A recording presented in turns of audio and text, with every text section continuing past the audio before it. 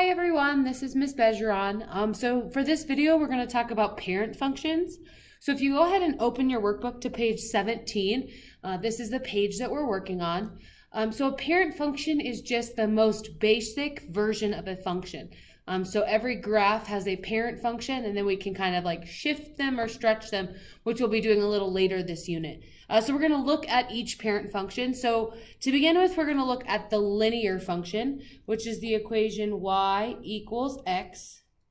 So if we were going to graph y equals x, we can look at this table over here. So if x is -1, and because it's a function, I could use y, or I can also use f of x equals x. It doesn't matter, both of them are the same. Because it's a function, I should probably be using f of x, so excuse my thought at the beginning. But if my x value is -1, that means my f of x value or my y value would be -1, right? If this is -1, then that's going to equal -1.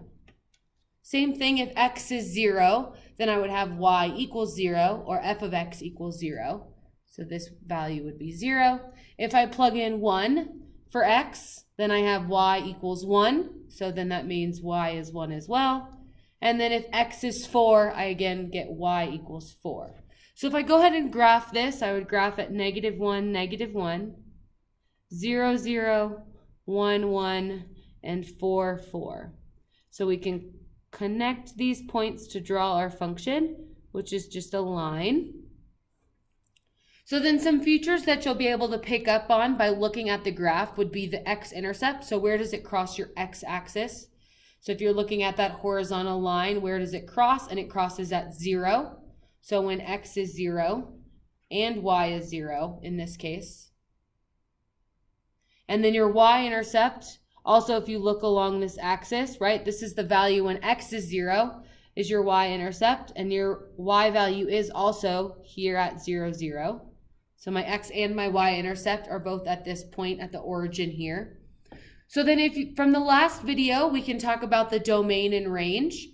So remember, the domain is looking from left to right. So what are the values from left to right that your graph is using? And you'll remember looking at those examples where when my arrow is going to the left and to the right forever and ever and ever, right? I can keep drawing this line to keep going as long as I want it to. That means it's going to go to every x value there is. So then we did -infinity to +infinity. And because you can't equal infinity, infinity is not technically a number, and we saw this in our domain and range videos, we put parentheses anytime we're using infinity. So then when we talk about range, we're talking from bottom to top. And again, these arrows are going in both directions. So it's going to go down forever this way and up forever this way. So just like our range, we're going to have this keep going in both directions. So it would also be -infinity to infinity. So for your parent function, you always want to remember what the equation is, what the name of it is, and the graph. So you want to know that this is a linear function whose equation is y equals x or f of x equals x, and it's called a linear function. And if we have enough time, we'll come back to end behavior. If not, we'll touch upon that in another video. So our next function would be our absolute value function. So again, I can write that as f of x equals, and then our absolute value are those two straight lines up and down. Again, remember f of x is the same thing as y equals the absolute value of x. So now if I look, I want to then use my table to find some values. So if I plug in -2 for x, the absolute value of -2 would be +2. Remember, our absolute value always produces positive numbers. It's talking about a distance, and we can't have a negative distance. So when we're looking at how far -2 is from 0, for instance, if we just get out a number line and we're here, and this is -1 and -2, -2 is 2 units from 0. So I can't use -2 because I'm talking about a distance. So absolute value is always going to give us a positive number. So then if I plug in the absolute value of -1, I get +1. The absolute value of 0 is 0. The absolute value of a positive number is still positive because it's still talking about the distance from 0. So 1 is 1 unit from 0, and 2 is 2 units from 0. So if I go to graph that, I have -2, +2, -1, +1. I'm just graphing these values that I made in this table, and I would get a graph that looks like this. So now we can use this graph to help us find the x-intercept and the y-intercept. So the x-intercept is asking where it crosses our x-axis. So it crosses right at this point here, which is at the point 0, 0. And then our y-intercept is where it crosses the y-axis. So again, it crosses the y-axis at this point here, 0, 0. And then we can talk about the domain and range again. So from what we remember our domain and range. So for domain, we look left to right. And again, this has an arrow that goes always to the left and always to the right. It just keeps going to all values on the left and on the right. So this would be -infinity to infinity. Yeah, these arrows mean it's going to keep going forever and ever and ever. So every x value is going to be somewhere on this graph. Now our range, however, is not. So remember, our range is bottom to top. Well, our graph doesn't start until we get to this y value here, right? There's nothing underneath that uses, our graph is not anywhere in these bottom y values. So they're not being used for this function. So our starting y value is 0. But then my graph keeps going up forever and ever and ever. So my graph's going up means that it would go to infinity. And we always use parentheses for infinity. But since we can equal this 0, since this is a point on our graph, that's when we use our bracket. All right, looking at our next one, our quadratic function. So this is f of x equals x squared, or y equals x squared. So if we plug in our values of x, -2 squared, if I plug in -2 for x, I get -2 squared. So -2 times -2 would give me +4. If I plug in -1, -1 times -1 is +1, because a negative times a negative is a positive. 0 squared would give me 0. 1 squared would give me 1. And 2 squared would give me 4. I'm sorry. 2 squared means 2 times 2, which is 4. My bad. So now if I graph this, I'd graph -2, +4, -1, +1, 0, 1, 1, 1, and 2, 4. So you've probably seen a graph that looks like this before from Algebra 1. This is our quadratic function. Again, remember, with our parent functions, we want to know the name of it, the equation that goes with it, and what the graph looks like. That's very important of understanding our parent functions, is knowing its name, its picture, and its equation. So looking for my x and my y-intercepts, for my x-intercepts, remember we go left to right. So if I look at these arrows, that means I'm going to keep going to the left forever, and I'm going to keep going to the right forever. So that means wow guys, I just explained totally the wrong thing. We are talking about x-intercepts. My bad, we're not talking about domain. So let's talk about x-intercepts. X-intercepts, you were probably like, what is she talking about? X-intercepts is where I cross the x-axis. So if we look at my x-axis, I cross at this point, which is 0, 0. And then my y-intercept is where I cross the y-axis, which is at this point, 0, 0. So now when we talk about domain and range, we're looking from left to right. So these arrows tell me it's going to go to the left forever and to the right forever. So my domain is -infinity to infinity. And then for range, we look bottom to top. Now remember, so now there's nothing in this bottom part of the graph. My graph does not start until this point here going up. So my range is not -infinity because I'm not using any of these y values down here. My graph starts at 0. The first y value I use is 0. And then I go up forever, which will take me up to infinity. It'll keep going. It'll use all of these positive y values forever and ever and ever.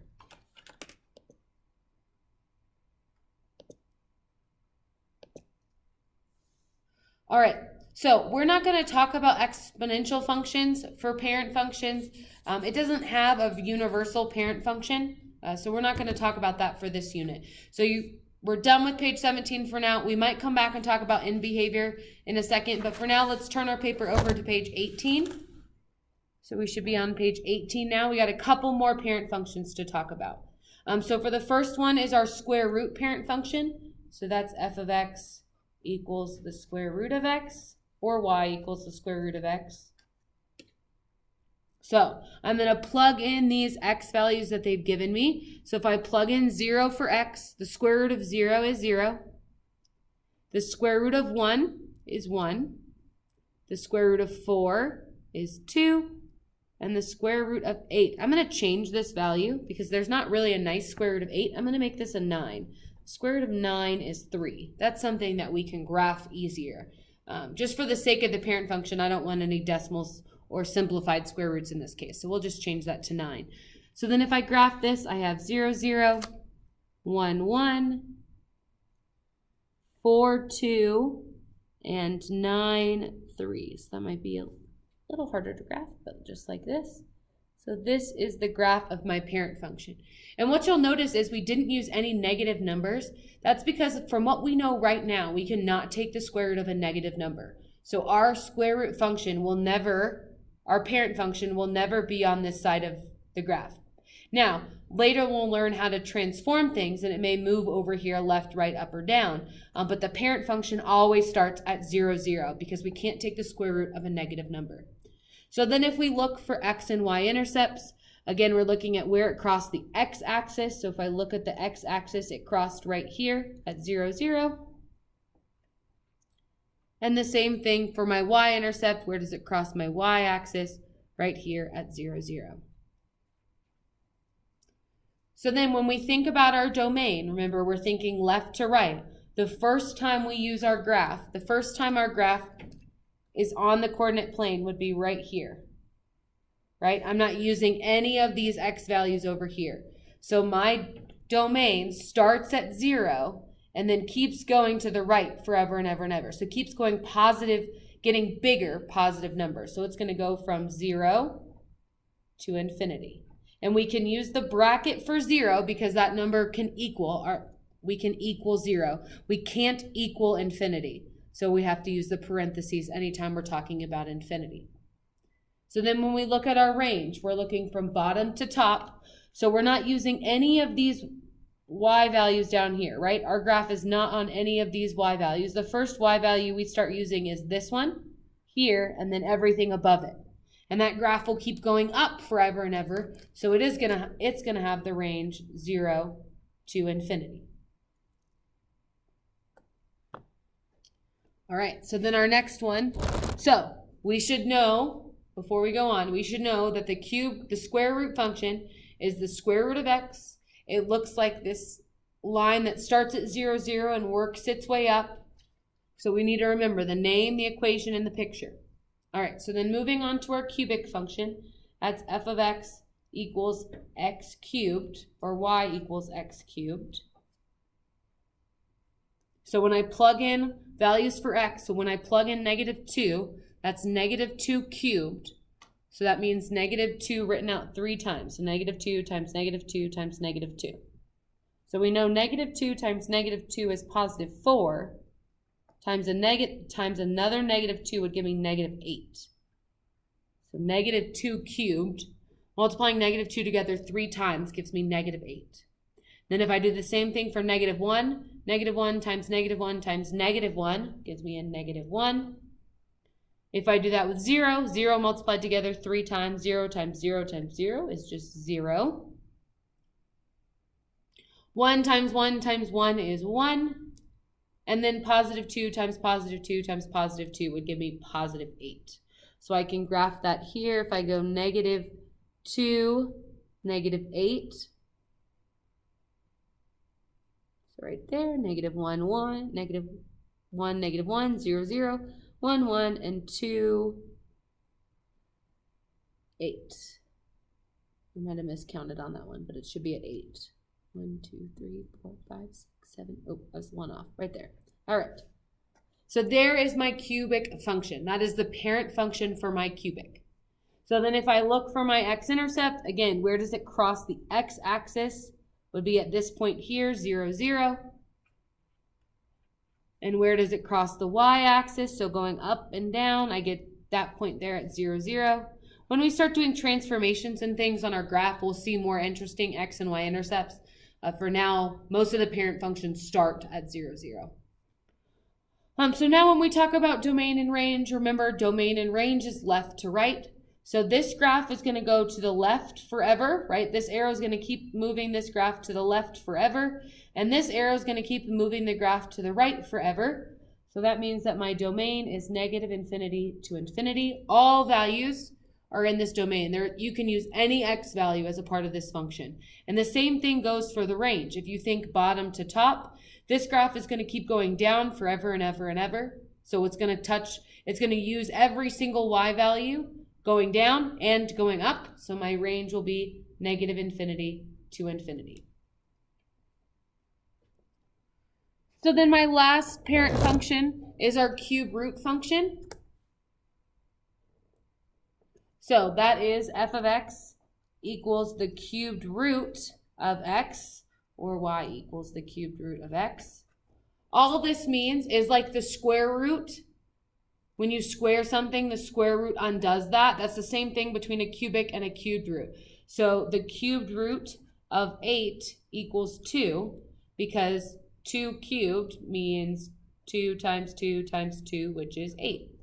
So they're inverses of each other. So anytime you're finding the cubed root, it's what gets multiplied together 3 times to give me this number here. So I already did one for the table. The cubed root of 8 is 2. The cubed root of 1 is 1. And it's kind of the opposite, right? The inverse of this, if I use those numbers, right? The cubed root of 0 is 0. The cubed root of negative 1 is negative 1.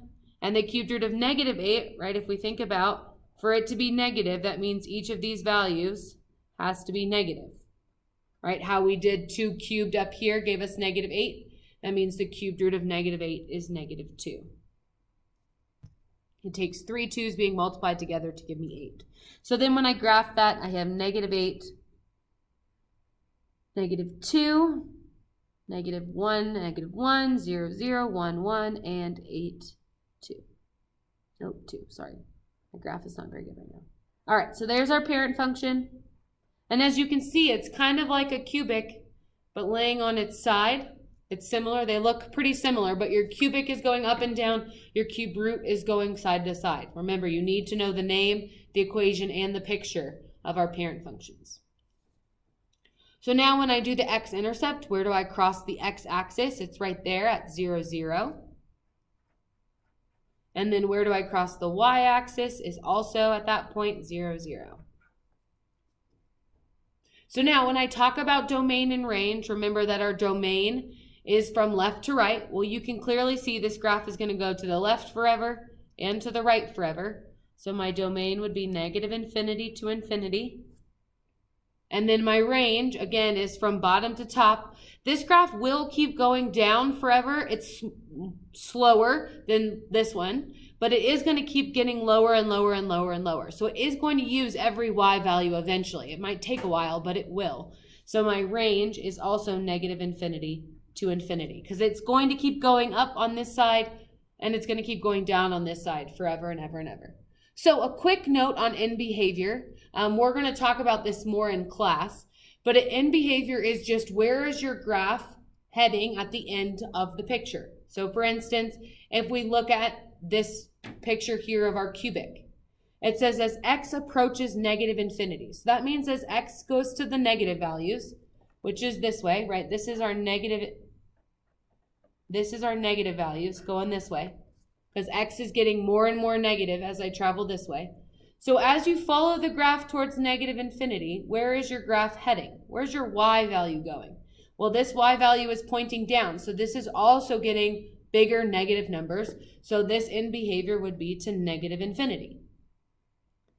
Then if you look at the other side, right, if I take my graph going this way, my numbers are getting bigger. In terms of my x values are getting bigger. So they're heading towards positive infinity, right? Going this way is negative infinity. Going this way is positive infinity. So as I head on my graph towards positive infinity, my graph is heading up. My graph is getting a bigger positive number. So that means it's going towards positive infinity.